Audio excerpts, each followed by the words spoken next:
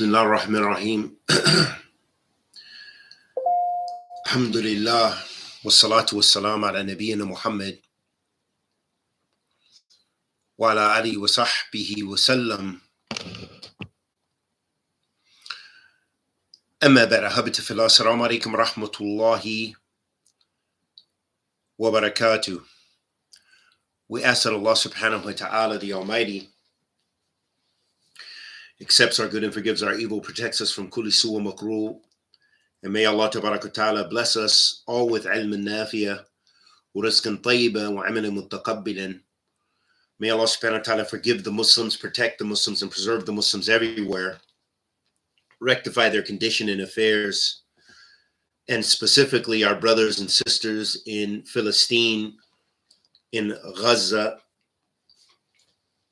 May Allah subhanahu wa ta'ala grant them relief, protect them from their enemies, preserve them, and preserve their institutions, restore their economy, and restore them with peace and stability in Islam wa Sunnah wa Tawheed. And may Allah subhanahu wa ta'ala ease their suffering and bless them with victory over those who wish them ill and cause them destruction and harm. Ahabatu fillah, no doubt from the Qawa'id, the principles of the religion, is commanding the good and forbidding the evil. And one of the things I want to mention is that we should never forget to command the good and forbid the evil with regards to ourselves. Allah subhanahu wa ta'ala says, fi kitabi al-kareem, أَتَأْمُرُونَ النَّاسَ بِالْبِرِّ وَتَنْسَوْنَ أَنفُسَكُمْ وَأَنْتُمْ تَتْلُونَ الْكِتَابَ أَفَلَا تَعْقِلُونَ. Allah subhanahu wa ta'ala says, fi kitabihi al-aziz, do you command the people, أَتَأْمُرُونَ النَّاسَ بِالْبِرِّ, do you command the people with birr, with piety, وَتَنْسَوْنَ أَنفُسَكُمْ, and you forget yourselves, meaning forget to command yourselves, forget to practice yourselves. تَأْمُرُونَ النَّاسَ بِالْبِرِّ وَتَنْسَوْنَ أَنفُسَكُمْ وَأَنْتُمْ تَتْلُونَ الْكِتَابَ, and you read the book. أَفَلَا تَعْقِلُونَ, do you have an intellect? Are you a person of intellect? So Allah subhanahu wa ta'ala here is actually giving us a warning for those people who speak about the deen and command the good and forbid the evil and tell people to do good deeds and don't do the good deeds themselves. And then they prohibit people from the muharramat, but they indulge in the muharramat themselves. So it shows us that this is something severe. It is a severe sin that Allah subhanahu wa ta'ala hates. However, we should never cease to command the good. And Imam al-Nawawi, rahmatullahi alayhi, rahmatin wasiya, he mentioned in his book Riyadh al-Salihin, he mentioned a chapter called Enjoining Good and Forbidding Evil, commanding good and forbidding evil. Imam bin Uthaymeen, rahmatullahi alayhi, rahmatin wasiya, he mentions and he says that Imam al-Nawawi had the chapter of enjoining good and forbidding evil, al-ma'ruf, as is in the Arabic text, rendered as good.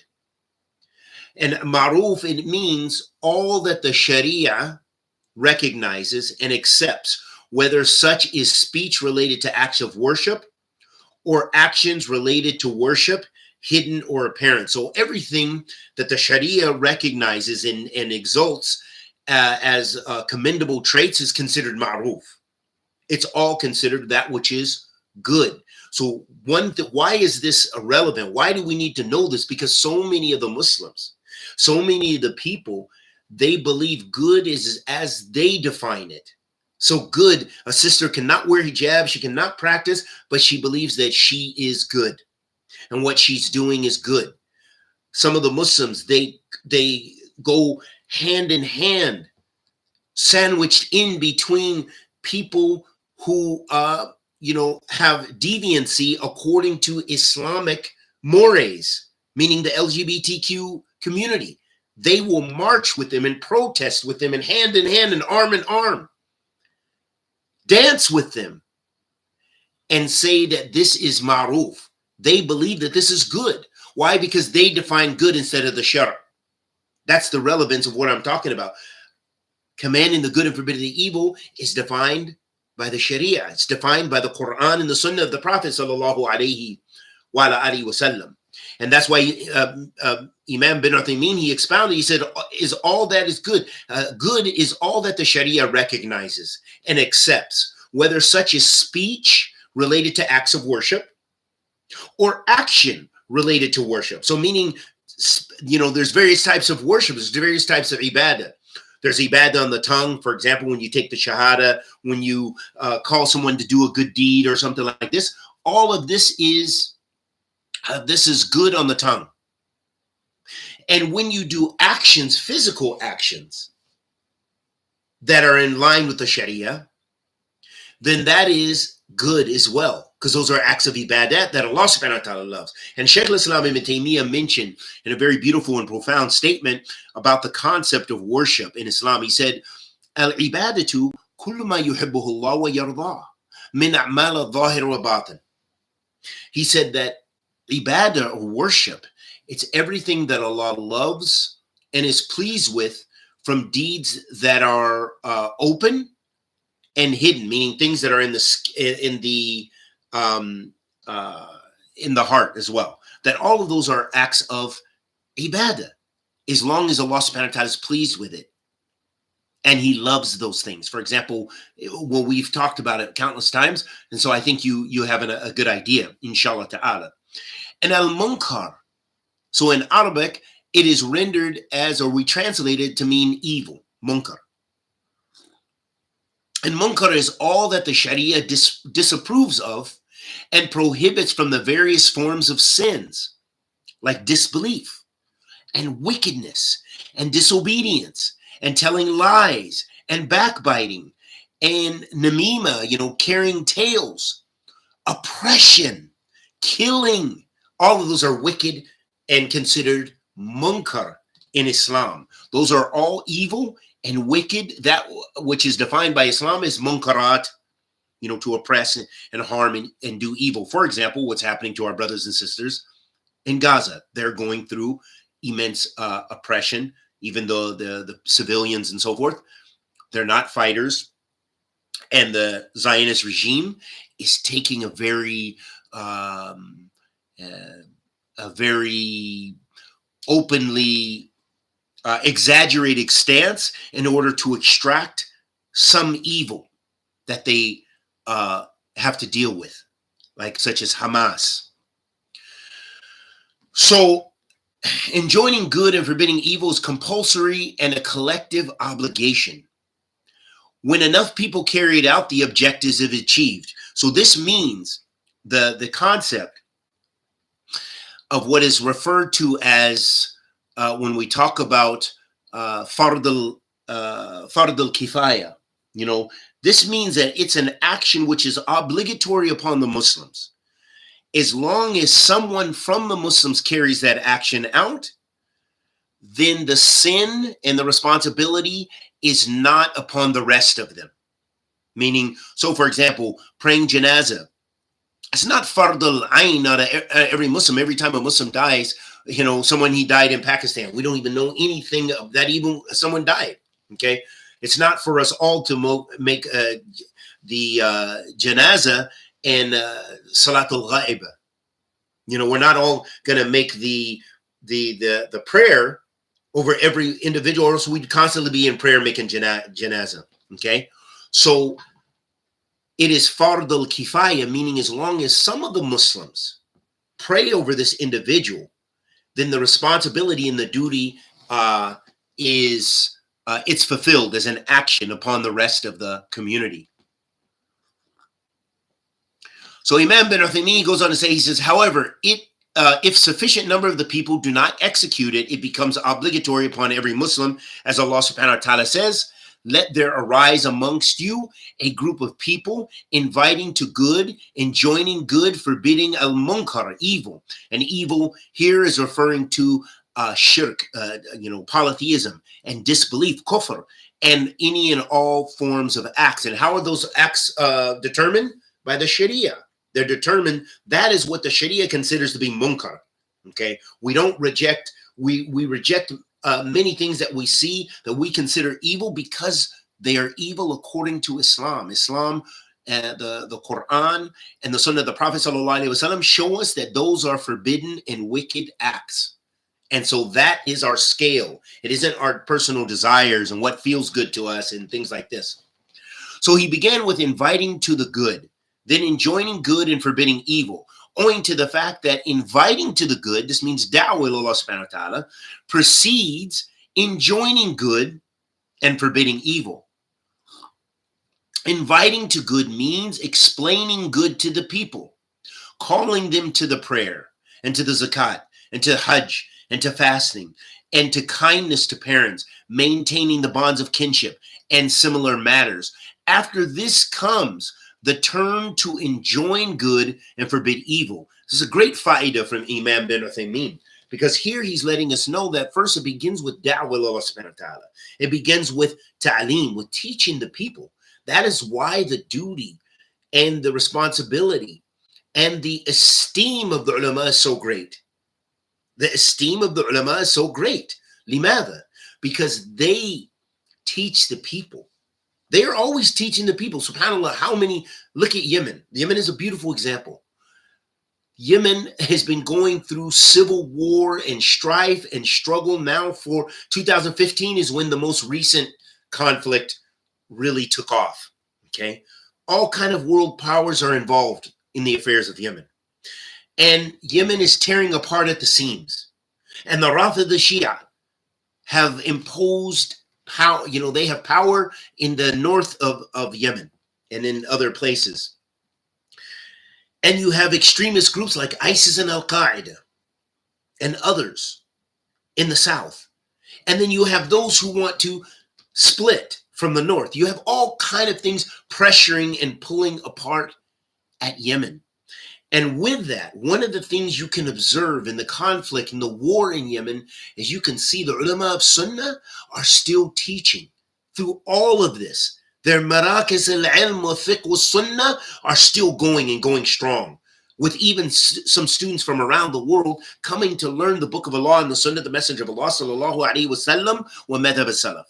And constantly they're trying to yu'allij, they're trying to clean up the sickness in this war and so forth, but their efforts are focused on the da'wah ila Allah and raising up the people in their iman and teaching the people, because that's how you command the good and forbid the evil. You need ilm, you need knowledge, or you don't know what is ma'ruf and you don't know what is munkar. And this is the case of those jahil Muslims who, for example, march with LGBTQ, and they might even get into witchcraft. They might be with witches and pagans and every kind of other shaitan in the world, because they don't have tools to distinguish what is good and what is evil in Islam.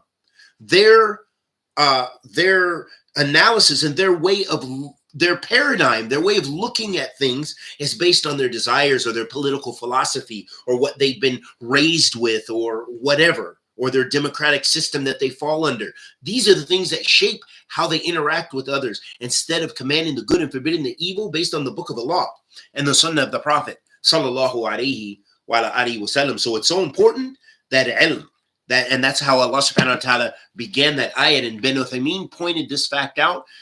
And then he said, and he began, meaning Allah subhanahu wa ta'ala, with inviting to good, giving da'wah. Okay, and da'wah is based on what? Based on ilm. It has to be based on knowledge. It can't be da'wah on ignorance and jahil. After this comes the turn to enjoin good and forbid the evil. The individual would command good, saying, for example, observe the prayer, whether in a good manner or specifically by meeting a person negligent of the prayer and admonishing him. Observe the prayer. Then there's the third stage, affecting change, regarding which the Prophet sallallahu alaihi wasallam said, "Man ra'a minkum munkaran falyughayyirhu biyadihi." Whoever amongst you sees an evil should change it with his hand.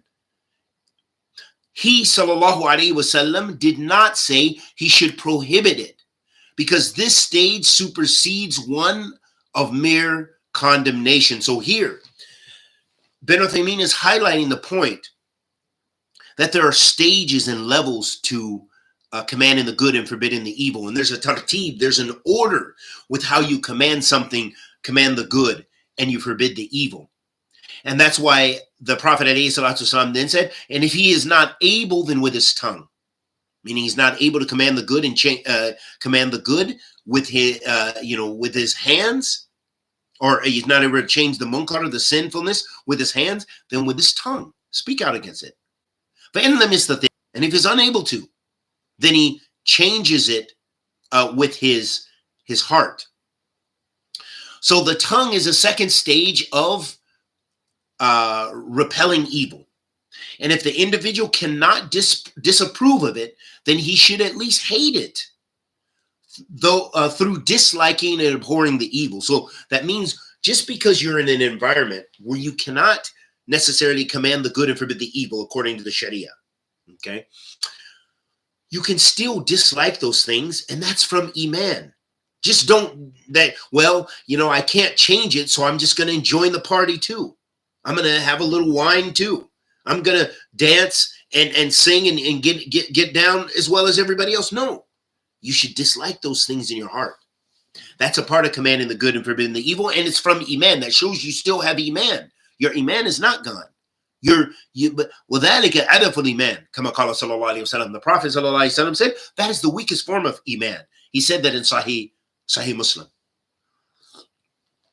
So enjoining the good and forbidding the evil, it has requirements, it has shurut, conditions. First, the individual must have knowledge of the good and the evil. If he has no knowledge of the good, then it is not permissible for him to enjoin it, because he may enjoin a thing thinking that is good while it is actually unknowing to him and evil. And that's the whole point we talked about ilm. That this is one of the criticisms that Ahl Sunnah has to the group Jamaat Tabligh. Why? Because they want to, they have so many times they're making khuruj, and you see them guys traveling and they're sacrificing their time and probably their wealth and everything and going around the world and calling people to the prayer and visiting people while other people are watching the game and stuff like this. So you see them active in dawah. But the problem, one of the problems is that their lack of emphasis on Islamic knowledge, and that it's not simply just reading a couple of hadith and not even explaining the meaning based on fiqh wa ilm, but rather it is actually, you need people who have studied. If they're going to give da'wah, they should have studied something. A da'i should not be jahil, because then you don't know, you don't have parameters, you don't know what is good and you don't know what is evil. And this is what bin Uthaymeen is making ishara to here, and that the ulama of Sunnah, they emphasize the importance of having ilm, that you should have knowledge. And this is why Imam al-Bukhari, rahimahullah ta'ala, he mentions in his Sahih, he says, Bab al-ilm qabla al-qawli wal-amal. The chapter, knowledge precedes actions and statements. Why? Why is this so important to the Salaf? Because you can't practice your deen properly based on ignorance.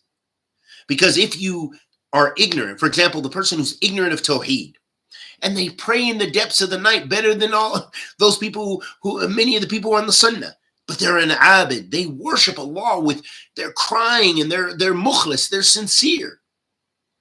But yet they may be doing it totally incorrect. They may be not even facing the Qibla.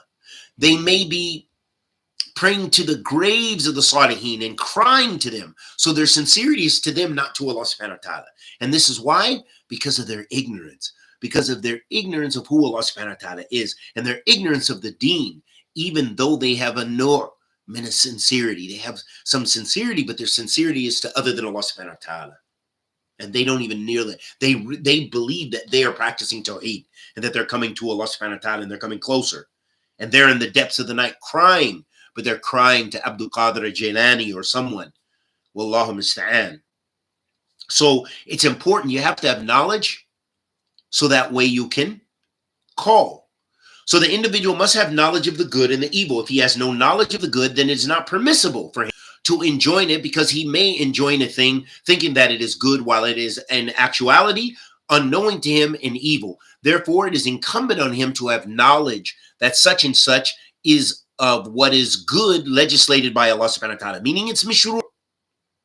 Similarly, he must have knowledge of the evil. That is to say, to understand that this is evil. So you have to understand what the Sharia defines as good and evil. But if you don't have those tools, then you will define everything. SubhanAllah, how many Muslims that are secular in their orientation, and liberal and progressive in their orientation, and a lot of times they're from the jihad. They're very ignorant of their deen. A lot of their understanding of Islam is based on their feelings and little bits and pieces that they remembered from being a child in the learning a little bit of Islam. But their orientation, they are so liberal and so-called progressive in their understanding. There's not real substance to their knowledge of Islam at all, and they're basing their practices based on what feels good and what is the norm in the particular society. Even if the society has great munkar and evil, the people, they begin to take on those values, and they say and they believe that they're still good Muslims, and that is the Muslim way. وَعِيَاذًا بِاللَّهِ وَإِيَّاكُمْ مِنَ جَهْلٍ أعوذ بالله أن أكون من الجاهلين. So then he goes on to say, in the same vein, he may prohibit an essentially permissible act, causing hardship to the slaves of Allah, the exalted, preventing them from that which Allah has made lawful for them. Because if you don't know what's halal and haram, and you just make fatwa to the right and fatwa to the left and fatwa in front of you and behind you about any and everything, you're willing to speak about it and indulge in it, you can be a source of misguidance to the people. Dal mudil, misguided and misguide others. وَعِيَاذًا بِاللَّهِ وَإِيَّاكُمْ مِنْ ذَلِكَ. And so that's why it's so important seeking Islamic knowledge and practicing that Islamic knowledge and knowing and understanding that knowledge, so that way when you're commanding the good and forbidding the evil, it's based on knowledge. Now, something I want to, because you keep hearing ilm, one thing I do want to emphasize is that you command the good and forbid the evil in accordance with your qudra, with your ability. So something that's clear that you know is haram, it doesn't mean you have to know several ayat and ahadith and you have to have them memorized to be able to say, hey, gambling is haram, zina is haram. You know, this is something ma'lum min ad-din bi darura. It's known in the religion by necessity, okay? And you know that. So to the extent of your ability, command the good and forbid the evil. So it doesn't mean you have to study 6-7 books and you have to travel and study with ulama and this and that and the other before you can even speak. No, you command the good and forbid the evil to the extent of your ability, to the extent of your knowledge that you've acquired. And do not be harsh with the people.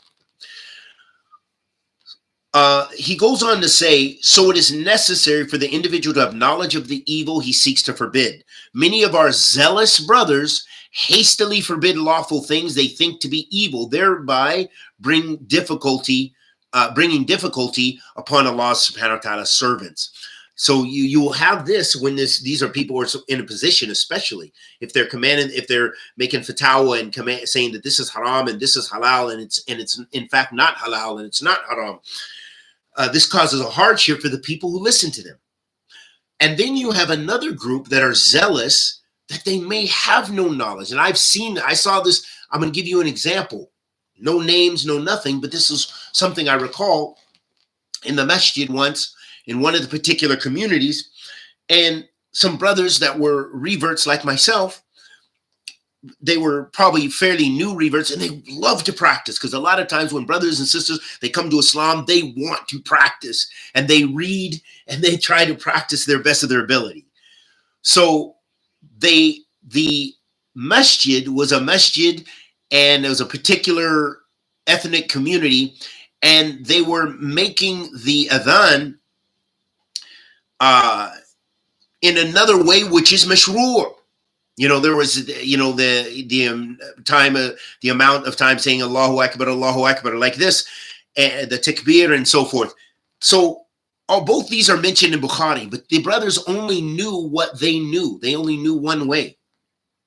What is that from? That's from ignorance, meaning they're zealous. They've read in English. They're trying their best, and now they're commanding the good and forbidding the evil. They became very upset in the masjid. And I recall they stormed out of the masjid. And there was a big language barrier because the people in the community didn't have, most of the people didn't have strong English skills to be able to talk to the brothers. And the brothers stormed out. They were hot. And they thought, this is a bid'ah, and I ain't coming back here, and da-da-da-da. Why? Based on a lack of knowledge. They were trying to command the good and forbid the evil, but they didn't have ilm. And so many times we've seen this. I've seen this countless times, especially amongst my brothers and sisters who have reverted to Islam, because a lot of us, we came and we had that zeal and that hamasa. We're very, excited and we want to practice, but we didn't have knowledge. Knowledge, you have to acquire knowledge. You're not born with it. You have to atlab al-ilm. You have to seek knowledge. And then tools to be able to look at and determine what is good and what is evil. So therefore, it is obligatory that you do not enjoin a thing except you know that it is a good deed. Neither should you forbid a thing except that you are certain that it is evil. The second thing, so Ben Uthaymeen goes on to the second thing. It says the second thing, being sure that the person you seek to persuade to do good or avoid evil has actually abandoned the good or committed the evil. Do not hold people based on mere accusation or assumption. This is another important point that Imam bin Uthaymeen is making, rahmatullahi alayhi rahmatan wasi'ah. And this is the importance of tathabut, affirming.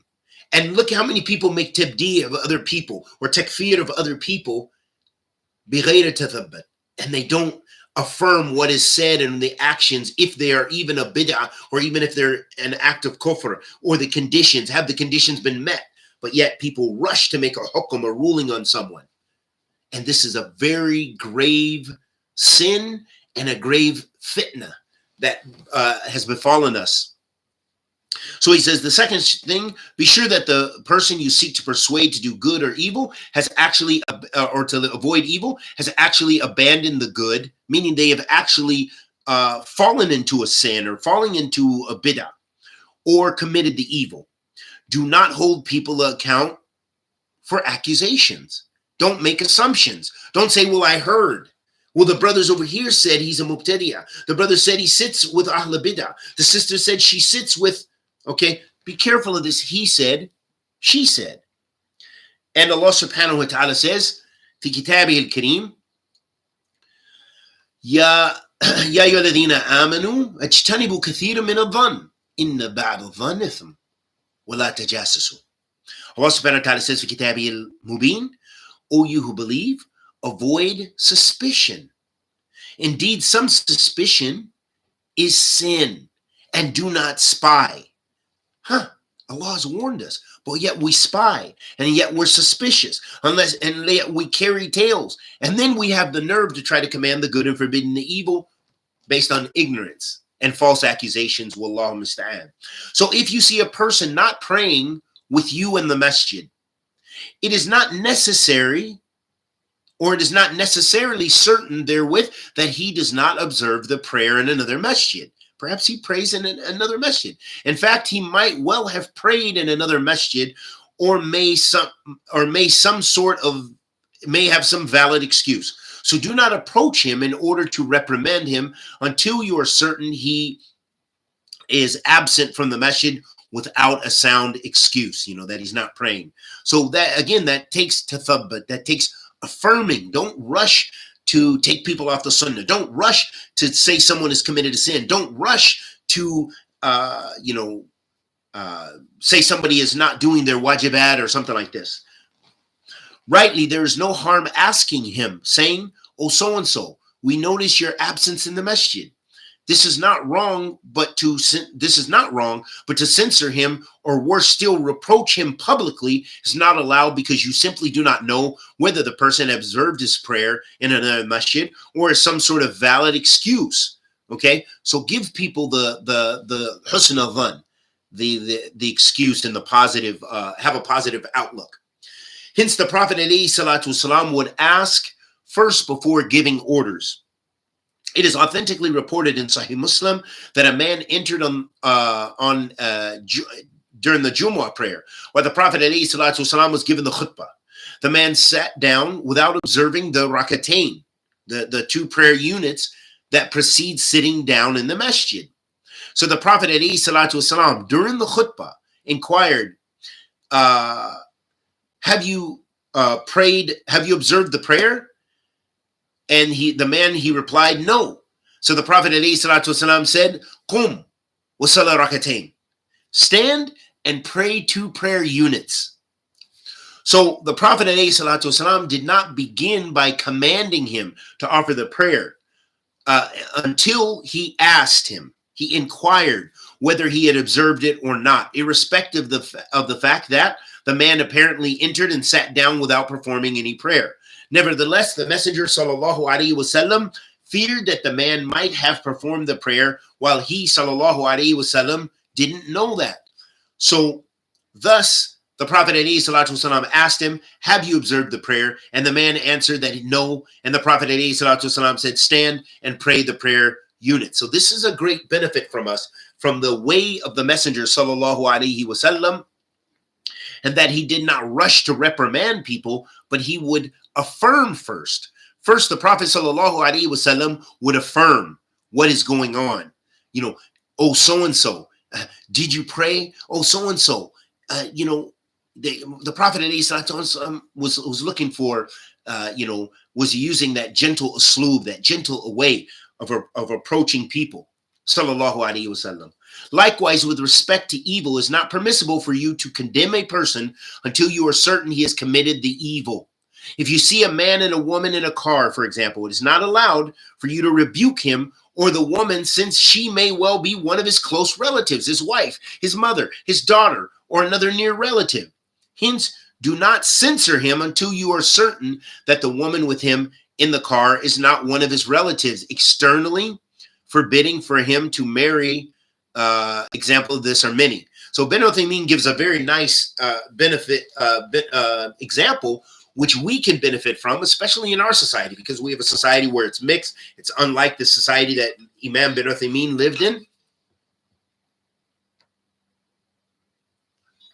And so we even have, greater interactions like this, and this mas'ala is very relevant for us. He said, the point here is that it is incumbent that the person certainly knows that an act of good, that something is an act of good so that he may enjoin it or evil in order to forbid it. So that means, again, it's going back to ilm, that you have to know whether something is haram before you say it's haram. And you have to know something is halal before you say it's halal. And you have to know that the actor has actually committed that before you command them, enforce them, or whatever the case may be. So this is the importance of not rushing to always blast people out. Then the individual enjoining good and forbidding evil should be lenient. This has been Uthaymeen saying this, rahmatullahi, not me, in his ordering and forbidding. So in commanding the good and forbidding the evil, you want to have rifq, like the Messenger sallallahu alaihi wa alihi wasallam. He had gentleness. Salawatu Rabbi wa salamuhu alayhi. By that, Allah will grant him what he would not give the harsh person. This is also from a hadith of the Prophet sallallahu alaihi wasallam. The Prophet alayhi salatu wasallam said, Allah certainly gives through leniency what he gives not through harshness. The Prophet sallallahu alaihi wasallam said this. So don't say he's mumayya, or don't say he's this, or is, subhanallah, gentleness, rifq, be gentle. Is that so hard? That's what the Muslim should be. The Muslim should be giving da'wah to Allah subhanahu wa ta'ala with gentleness. And that means even gentleness with your brothers and sisters. So a reminder to myself and my brothers and sisters, be gentle. Be kind. It's la yudurak. So he goes on to say, Imam bin Uthaymeen, he says, if you are harsh with the people, with the person you are counseling, he may run away and become proud upon inequity and refuse to yield. But if you address him in a nice manner, he may benefit. So this is what we see the sunnah in life, in fact, that people, they respond to gentleness. If you're going to deal with a mukhalif, someone who has either committed a sin, or they are mistaken in an issue, or they have fallen into bid'ah, or whatever the case may be, dealing with them gently generally has better results than being harsh. And we have so many examples in so many communities that have been split and destroyed because we didn't have that wisdom. The people thought you need to be strong, you need to be stern, you need to be harsh, and it caused people to go further away from the sunnah and caused people to maybe even leave the deen. And it caused people, it just caused great fitna. So it's so important that you strive your best to be gentle. Ben Uthaymeen goes on to say, he said, it was related that long ago, one of those who enforce good and forbid the evil passed by a man fetching water for his camels from a well at the time of the call for prayer. And this was for the call to prayer for Maghrib. It is from the custom of these workers to recite poems so that the camel will move faster, because a camel, and free is a law from all imperfections, becomes delighted when poems are chanted. This man came with another person and harshly addressed the laborer, who was already exhausted from work. He grew disturbed, angry, and hit the man with the hard, long stick he was holding. The man fled to the masjid, where he met a sheikh, one of the scholars amongst the descendants of Sheikh Muhammad ibn Abdul Wahhab rahimahullah jami'an. And he narrated that, I did such and such, and the man hit me with a stick. On the second day, the sheikh personally went to the place before sunset, so before Maghrib. He performed the ablution and placed his long flowing cloak on a plank around the well. Thereafter, the call for the Maghrib prayer was made. The sheikh stood up as if he intended to pick the cloak and said, the camel man, the herder, oh, so-and-so, my brother, may Allah reward you with good. You seek for benefit in this work and you have done well. However, the call to prayer has been made now. If you can go now and later return to it, you would not have missed anything. He addressed him in a relaxed manner, then retorted, may Allah reward you with good. A rude man came here yesterday, scolded me and enraged me. I could not control myself, so I struck him with a stick. The sheikh said, the matter does not require beating. You are a reasonable person. So look at how the sheikh de-escalated the situation and showed wisdom. And he showed it by how? Through good mu'amalat, by being kind and gentle in his admonishment. He addressed him in a nice manner, and the man stood up with the stick with which he directs his camels and submissively went to the masjid to pray. So this shows us both of them tried to enjoin the good and forbid the evil with the same individual. And look at the difference in natija. Look at the difference in the results. That if you are gentle and kind with people, a lot of times you'll see a good and positive result.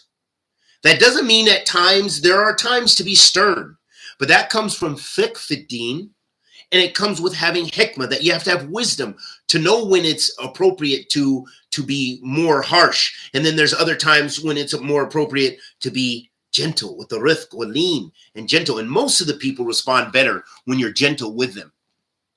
Ben Uthaymeen, he goes on to mention, he explains about the incident, and then he said, we have the saying of the Prophet sallallahu alaihi wasallam, Allah gives through gentleness what he gives not through harshness. He sallallahu alaihi wasallam also said, gentleness does not come into a matter except that it adorns it, and it is not removed from a matter except that it tarnishes it. So when you put gentleness in something, when you deal with people with gentleness, it beautifies the whole issue and the whole situation. When you are harsh with the people, it tarnishes the whole situation. And that we even see in the real example that the sheikh gave, that of what happened with the man they were calling to the prayer. He says, the third condition, the evil that a person seeks to rectify must not be replaced with something which is worse. Something which is worse. This is a very important fiqh qaida. It's a qaida fiqhiyya. It's a very important fiqh principle that we don't have the that we don't command something. I can't think about what we say, but anyhow, ala kulli hal, that we don't repel an evil which is worse. That this is a very important principle in Islam. And he's going to give us some beautiful examples here. And I believe a beautiful example of Shaykh al-Islam, but he's going to give us another one. So he says, for instance, a man is smoking a cigarette in your presence. and you intend to warn him and send him away from the sitting. However, you know that if you do that, he will leave to sit with the drunkards. And it is known that drinking intoxicants is worse than smoking cigarettes. In that case, do not forbid him. You should rather correct him in a nice manner so that the matter does not transform into something more grievous. Look at what this Imam is giving you a beautiful example. This is what Imam bin Uthaymeen said. So he said here, he gave you a scenario where you're in the presence of someone smoking a cigarette, because I get questions all the time. My father smokes, my mother smokes, this and that and the other, and everybody wants to, command the good and forbid the evil. But look at how the Imam dealt with this with fiqh. That especially if there's a propensity that this person is going to go sit with people who get drunk and they smoke hashish and they go to the shisha bar and whatever like this, then perhaps him being around in that other gathering is have a khafa dararain. Both of them harmful, but that's the weaker of the two evils. If you send him away and repel him, maybe in a harsh way, or even maybe it's just not munasib or relevant for you to command the good and forbid the evil with him, because he's going to go over there. He's going to continue smoking, and he's going to go smoke with the people who are smoking weed, okay, or drinking alcohol and doing all kind of other munkarat. So this is looking at a khafa dararain, looking at two harms, looking at the lesser of the two evils. The lesser of the two evils. Both of them have evil, but one is greater than the other. That is also what? That takes fiqh fi din.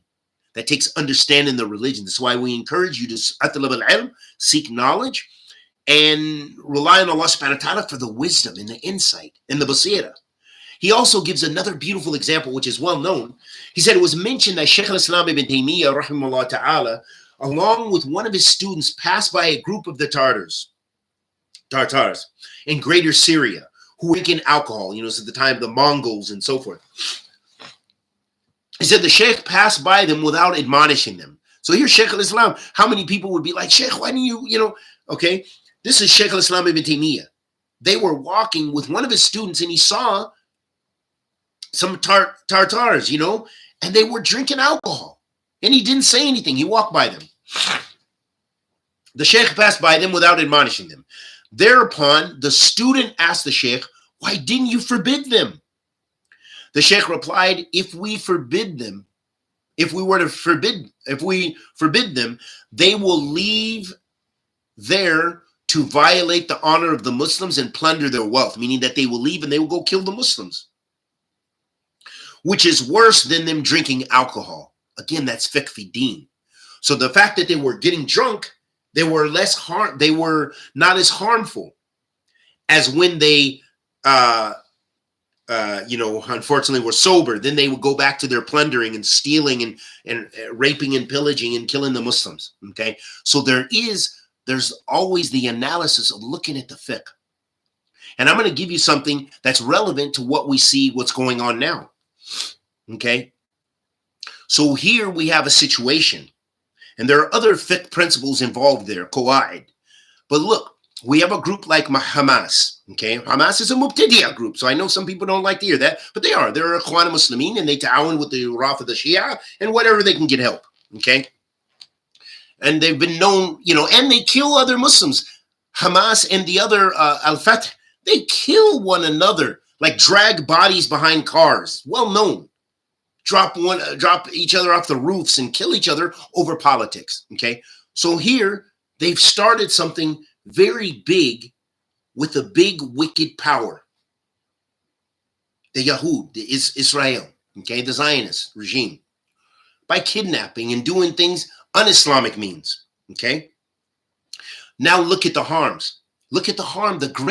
What is the greater harm? Would it have been the status quo where they already had conflict and it was already the Palestinians were suffering, but they had food, they had shelter, they had water, they had schools still, they had a regular life? Or now you've given the shayateen, you've unleashed them for your political gratification. It wasn't that you've gained more honor as this group, Hamas and so forth. No, what have you done? You've unleashed the dragon upon the Mujtama' Muslima, upon an Islamic party. So how do you think they will fare before Allah subhanahu wa ta'ala? in addition with those shayateen that are killing the Muslims. Okay, so you don't want to be a cause of the spread of evil. And I'm going to give you some other examples because I know you guys like politics. Okay, so also look at this, ahabati fillah. Look at a good example of this was during the time when Al-Qaeda, before ISIS, okay, and probably you could say the advent of ISIS. There was a guy, for those of you who may not know, his name was Zarqawi, Abu Mus'ab al-Zarqawi. And he was a, kind of Al-Qaeda fighter in Iraq from Jordan. And so his thing was he wanted to, whereas Al-Qaeda was like, no, we don't want to make the Shia, we want to deal with, harass the Americans and this and that and the other. But he took it to another level, just wanted wars on all fronts because he thought it could make a Shia Sunni animosity. So then it caused greater harm in the Muslim society and more bloodshed. So he would do bombs, him and his group, which was kind of you could say the baby birthplace of ISIS, kind of grew out of those groups. They would do bombings at Shia shrines and this and that and the other. To do what? To cause a greater, they were trying to create a bigger conflict on the world scale between Sunni and Shia, hoping that other Sunni powers would get involved in Iraq, and it would cause, that it would be a force that the Sunnis would come together and fight the Shia and so forth. Okay, so these people are a type of fitna with their logic and their lack of fiqh, lack of understanding of important aspects of the deen. And then you see the implications. Others suffer because of their actions. Now, then Uthaymeen goes on to say, he says, the fourth condition. The scholars, rahimahullah ta'ala, have held differently whether it's a prerequisite that the person enjoining a particular good should himself practice what he commands and avoid what he forbids. Of course, we should practice, okay? But he's talking about whether it's impermissible or not. For example, if you're drinking alcohol, you can't, whether you should tell others not to drink alcohol, even though you're doing it secretly, you're commanding the good and forbidding the evil. You're forbidding the evil with the people, but yet you still hit the bottle yourself. So the scholars differed over whether a person should continue in that action or not. But Uthaymeen goes on to state, the correct opinion, however, is that it is not a condition.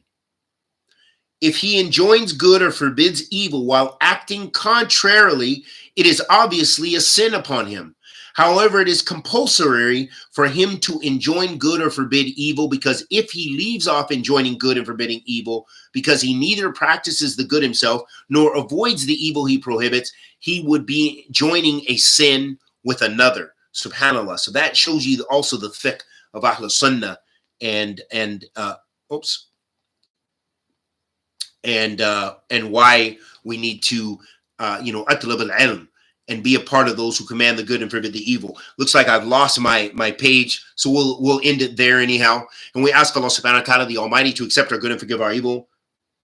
Anything I said that was correct was from Allah subhanahu wa ta'ala. Anything I said that was incorrect was from myself and the shaitan. If there are any questions, we'll try to deal with them, inshallah.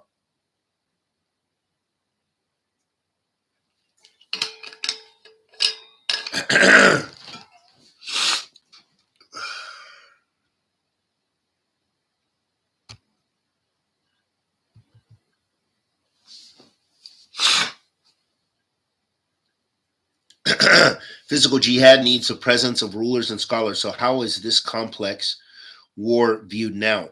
Because some smart scholars claim their attack has a negative impact on the ummah. These are major masail as far as declaring something to be jihad or not jihad. And those types of questions, you should ask that to the ulama. Ask that to the ulama, the major scholars, if you want to know tafsil about that, especially with the complexities of what we face now, because now we don't have a single body of Muslims. We have many Muslim states, where each of the states, the people are responsible to their leader and their leadership in their countries. Then you have a massive amount of Muslims that have no leadership, meaning that us in the West, in a lot of the Western countries, we don't really have, some of them have maybe some councils and bodies, but we don't really have solid, unified Muslim leadership. So we don't have those things. So it's completely a very different scenario than it was at the time of most of the writings of the fuqaha. And that's why it takes ahl al-fiqh wal-ilm to go into depth about those types of issues. Now,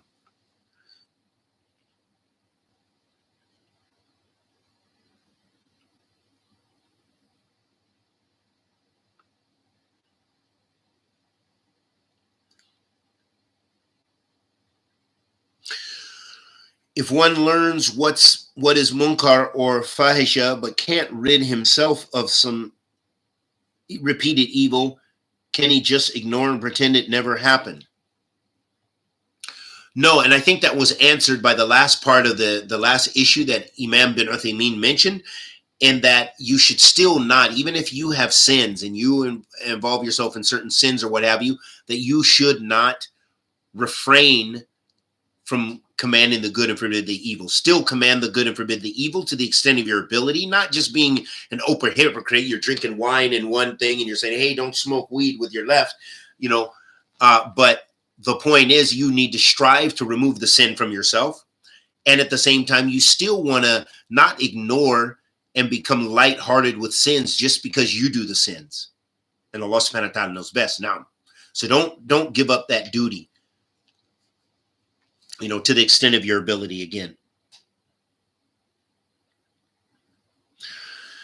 A Muslim business expert has suggested that it could be effective to secretly stick papers condemning the attacks in Gaza on businesses that support the enemy. Is this allowed? Allahu alam. I don't see the benefit in that. I don't see that you're going to necessarily change the mindset of those businesses that do business with Israel or do deal with their products or whatever the case may be. I don't know what the effectiveness is, and what I think it will do is more than likely a situation like that. They just won't do business with you, especially if you're not a big business that they really need. Okay. So I don't really see the benefit in that. And Allah knows best. And so when someone makes something halal appear haram or vice versa, would that be blasphemy, istihlal, in the sight of Allah the Supreme? So this is referred to as istihlal if a person is making the halal haram and the haram halal. So this is usually considered something that is done knowingly. Okay, if you did something out of ignorance, you thought it was halal, but it really was haram. Okay, you made a mistake. You make tawbah from that. But it wasn't that you intentionally made the haram halal and halal haram. So now, so I hope that kind of gives you an idea with that issue.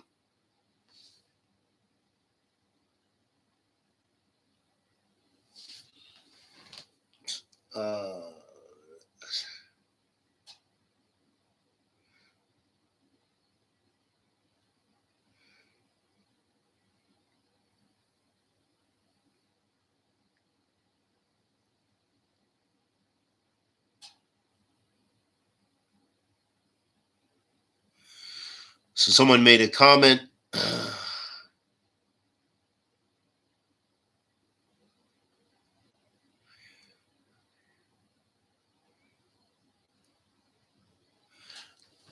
In regards to their country, the situation, but it was just a comment. So anyway, may Allah guide the people there, and that requires ilm. Mashallah, there are tulab al-ilm, and I'm sure there's mashayikh there, I know some known tulab al-ilm from Tunisia and so forth, and some that are probably doing some good there. So hopefully that this it's going to require da'wah Allah subhanahu wa ta'ala. And many, I think mashayikh, they may go there for dawrat and so forth. So this is the khair that inshallah ta'ala we hope that will revive the ummah of Muhammad sallallahu alayhi wasallam. Now, it's through ilm.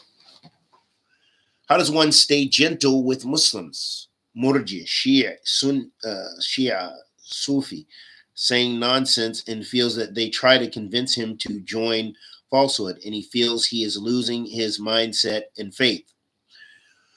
So the way that you can deal with that is not by dealing with in such an emotional fashion. Okay, if someone is calling you to falsehood, you can just leave them. You can avoid them. You can stay away from them. It's very easy. If someone is at work and you can say, hey, the workplace is not the place to talk about these issues. Thank you anyway. I try to practice and adhere to the manhaj of the Salaf. You can distance yourself from that. Likewise, if you're in other localities, okay, so you don't have to immerse yourself with the people of bid'ah and desires and then say, well, they're affecting me. That's the whole point of why the Salaf were distancing themselves from the people of bid'ah and desires, and why they were so stern about not giving salam and other masail and ahkam with regards to ahl bid'ah. However, in general, in our societies, because of our situation is quite different, that you can be gentle and kind with the people and keep it pushing. For example, yesterday, I went to a masjid for the first time because I didn't want to be late for Jumu'ah, okay, to this particular masjid, my first time ever seeing. And the imam, I met him years ago, but I really didn't know what he was upon. I actually thought he was kind of more on the sunnah, but I saw from the khutbah, he had somebody give a khutbah, and it was a very Ikhwana Muslimin orientation because they were calling for protest and stuff like this. So I saw, and just the nature of his khutbah. So I didn't get up and have a debate and an argument. Assalamu alaikum, how you doing? Boom, I kept it pushing, and I left after the Jumu'ah. Talked to some old people that I hadn't seen in many, many years and things like this. It's not always that you have to get in a debate and an argument and enforce your views, especially when you see that there's no maslahah. And this goes back to commanding the good and forbidding the evil. Okay? In front of the people, would it have been useful for me as the strange visitor in this masjid, who a lot of people don't know, to have gotten up and, to have a conversation with someone who's on a minhaj? They're on a methodology. It's not like they're going to change because you made a couple of statements to them. But, to get in and talk about a whole bunch of issues that is going to just cause a kind of a more fitna in the community. There's no benefit. Nor am I going to hang out. They have a lecture going on tomorrow it's going to be about Philistine and the history of Philistine and all these kind of things. And they want to bring the children and talk about protesting and all these kind of things. But there's no benefit. So you don't have to be in those environments. You can remove yourself from those environments and still be polite as a Muslim and still be human. Whether a person disbelieves in Allah subhanahu wa ta'ala, whether they are a believer in Allah and they're on misguidance in some fashion or form, you can still treat them in a respectful and kind way and keep it pushing. You don't have to immerse yourself. So don't think it's always that you've got to convince everybody of your dawah and the way you think. It doesn't work like that. The world doesn't work like that. If there's an opportunity, give dawah. And if you have the knowledge, give dawah. And if you have the wisdom and how to give that dawah, give dawah. But if you don't, then that's from dawah, from you just to leave them. Okay? Assalamu alaikum. Hayakallah. And keep it pushing. Okay? And Allah subhanahu wa ta'ala knows best. What lessons and benefits can we learn from the current trials and tribulations ongoing in the Muslim lands?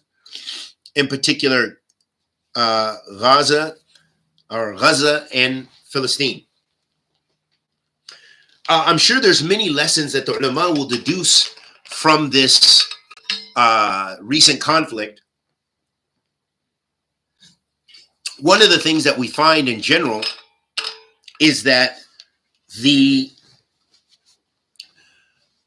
becoming, not to become so emotionally charged. We're human and we're Muslim and we feel the pain of our brothers. But for you to spend all of your time on the news all of your time delving into the issue and doing nothing, and then thinking that you're going to protest and going downtown with everybody, getting in arguments, maybe getting in fights, and all these things, it does nothing for Islam. It doesn't help the brothers and sisters in Palestine. It doesn't help the image of Islam. It doesn't help endow Allah subhanahu wa ta'ala by doing those things. Mostly those things are a source of greater fitna. So what it teaches us is that when fitna comes, this is why I believe the Salafi dawah is the answer, is because you see the ulama with all the wars and all the travesties, and this is not new. You know, it's new in that it's a maybe to the extent and the amount of life that is and blood that has been spilt in such a short period of time. But we've had these flare-ups for years, over and over and over. The Intifada, this one, this one, and this, just with Palestine. Okay, Iraq, Somalia, Syria. You know, it goes on. Libya. It goes on with interventions from disbelieving powers or inner, conflict. So what do we learn is to be steady and steadfast and take that same approach, because we have to rectify the ummah.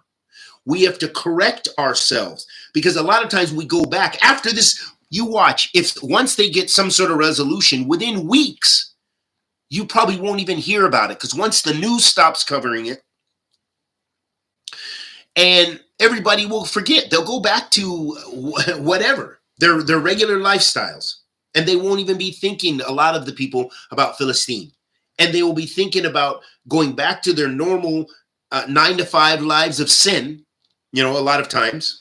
Okay, all the munkarat that we do, may Allah forgive us and guide us.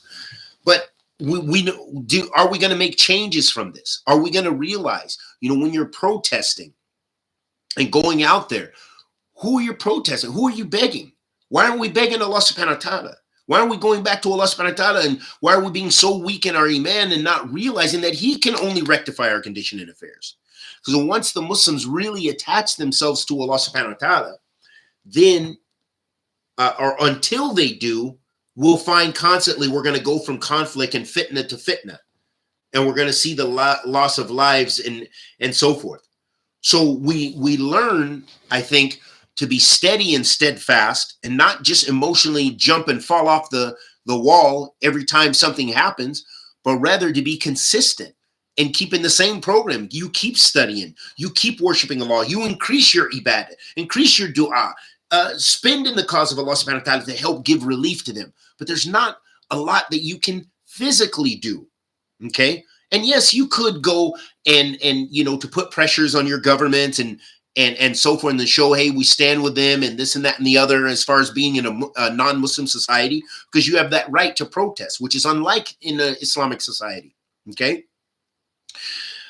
But however, you've got to weigh at the same time, what is the maslaha and the mafsada? What's the harm and the benefit of that, okay? So how we just have, we have a voice, and a voice that's not really unified. We get excited. The Uyghurs are being oppressed, so we start protesting. Then nobody's talking about the Uyghurs after that. After a few weeks, it's gone. Okay, then it'll be this, and it'll be another conflict, and it'll be another fitna. So being steadfast, not being so emotional, and striving to be a source of rectification by being constant. I believe it's a constant path of building your iman and knowledge and preparing yourself for those higher duties. Okay. And that it doesn't shake when a conflict that you can't do anything about, when you're in, sitting in America or sitting in the UK. There's not much you can do. Yeah, you could boycott, you could do this, you could do that, but still there's not really much effective. And yes, we should talk about it and we should highlight it, but we want to highlight and talk about it in the most Islamic terms as possible. Keep it Islamic. Don't take and follow the sunnah of the others. Our methodology is not that of Black Lives Matter or divest in Wall Street or whatever. But we have our own manhaj, our own methodology for dealing with these things. So that is some of the things that I think we can learn is how to approach. that when we have this fitna, as well as all the other kinds of fitna that we deal with, how to approach those things and be steadfast and be the same. Keep on the same path. You keep going in the right direction. Okay, don't let it derail you. You know, people get excited and then they forget. They get excited and they're totally not unified. Oh, I'm gonna go protest. So the sister with no hijab. SubhanAllah, I saw, and this is in a wealthy city. Okay, it's a place called Kirkland, Washington. They were having some protest. Okay, and so it was people for Israel, pro-Israel, and pro-Philistine or whatever. And so the news is there, and I see a sister with niqab, full hijab and niqab, like fighting with a Yahud man, you know, over a flag or some stupid stuff. Do you know how stupid she looked? And how stupid that looked for Islam? What was she achieving? And what if that Yahudi man punched her in the face? How many of those Muslim men would have even probably stood up? I don't know. It might have broke out into a fight or something stupid. But it, you know what? What do you guys look kind of, it looks like a joke, and it's not deterring them at all. Everybody gets excited, but there's a way to continually deal with these problems constantly to the things that's going to reform these societies. Okay. And, you know, these are complex issues, but those are in general what I say that we can learn is to continually be steadfast whenever we have these fitnas and trials, whether it be fighting or whether it be on a thing of a sheikh that we know that the people have belittled him or destroyed his honor, or, you know, whatever the case may be. Not to be caught up in personalities, okay? Not to be caught up in so much, you know, be steadfast. You should always be striving and being aware of how to help your brothers in Philistine through dua and through wealth and all the other places of conflict that we're dealing with, to the extent of your ability, however that you're able to help. And Allah subhanahu wa ta'ala knows best. I work in a company with lots of Israelis and Muslims. There's been lots of argumentation. Is it good to encourage people to stop arguing and be peaceful and respectful? I think it is, you know, because again, you're in your workplace. So if it's your place of work or your school, I saw where some Muslim student union in a college, so they came and these Jewish students were in a library, locked themselves in, and the Muslim students were pounding on the window. What are they doing for Islam? What are those people doing for the image of Islam? What are they doing for Islam? And what are those students, just because they have a different position than you, what do they have to do directly with the conflict? How are you benefiting the Palestinians that are getting bombed and killed and their children getting buried in rocks and all the other things, in their electricity and their power? What are you doing for that? How are you benefiting that? Instead, why don't you get all those people together and you collect money and you send it to help give some relief? Or you do something which is productive, and that's going to be raising your Islam. But unfortunately, people generally are ignorant, and they use ignorant means to deal with these types of things. And it's about emotion. And this is a nature of human beings, unfortunately. So yes, my advice would be either yourself, you totally abstain from that. When the people want to talk, just say, I'm just making dua for my brothers and sisters in Philistine, bloom. Keep it pushing. Don't, because some of the people will try to get you involved and say you're a hypocrite because you're not acting stupid like they are, okay? And getting in arguments. What does that do? You guys are in a company. You're there for a type of productivity. What in the world? You're going to have to work with people of other faiths and what have you when you're in a mixed environment like that. What is that? Why is that even in the workplace? Okay? If you guys want to talk about that and find ways to come together with money outside of the workplace, okay. But you're just making a place of conflict and hatred and enmity until it gets out of hand. And Allah knows best. If one has knowledge about munkar or fahisha and has got stuck evil thoughts, should he ignore it and give some thoughts to do them? But it was just, yeah, you should seek refuge in Allah subhanahu wa ta'ala from those evil thoughts and the shayateen. Read the quls and, increase your ibadah to Allah subhanahu wa ta'ala, increase your Quran, increase your prayer, increase your fasting, all the forms of ibadah, increase them in order to come closer to Allah subhanahu wa ta'ala and protect yourself from all the evil and all the munkarat and the evil thoughts that come to us all. We have to fight them. And we ask Allah subhanahu wa ta'ala the Almighty to accept our good and forgive our evil. وصلى الله وسلم على نبينا محمد وعلى آله وصحبه وسلم سبحانك اللهم وبحمدك أشهد أن لا إله إلا أنت أستغفرك وأتوب إليك. السلام عليكم ورحمة الله وبركاته.